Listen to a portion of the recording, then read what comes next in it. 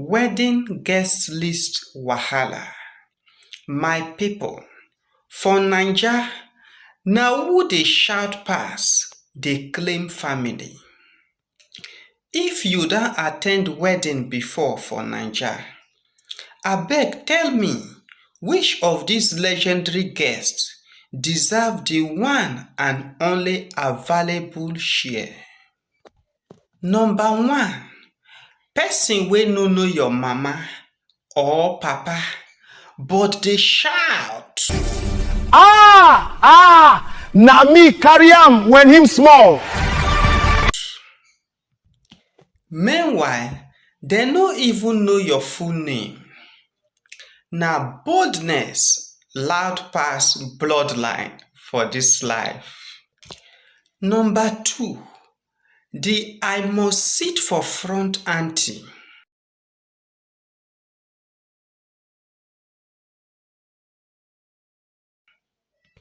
She wan sit exactly for front where camera go capture her.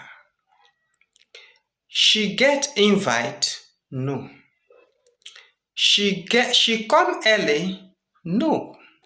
But she get boldness? Yes, 1000%. Na this type go fit argue with usher. 3, the influencer cousin wey no be cousin. Dem go follow you for Instagram.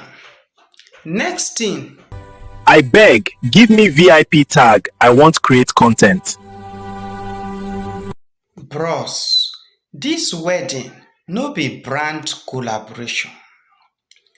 4, na the plate collector general. This one dey collect buffet like military operation. You want rice? Yes. Jollof rice? Yes.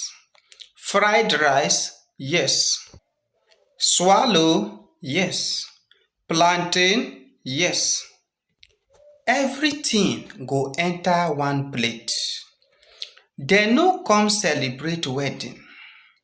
Na food itinerary dem follow. 5, the village delegation of 38.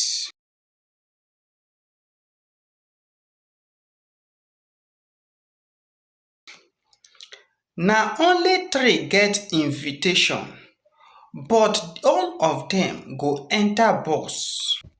If you no put them for AC, problem don start. Dem go still ask you where you una keep the souvenir bag.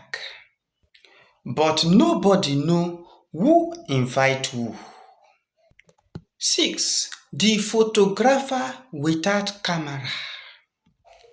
Na so you go hear, bro, I'm a content creator, but the only device im get na phone wey screen don crack like Lagos expressway, but still get confidence dey block the official photographer. So my people, na who deserve the one and only VIP share? Tag one person wey dey always behave like number 3. My brother man and sister woman, I salute una.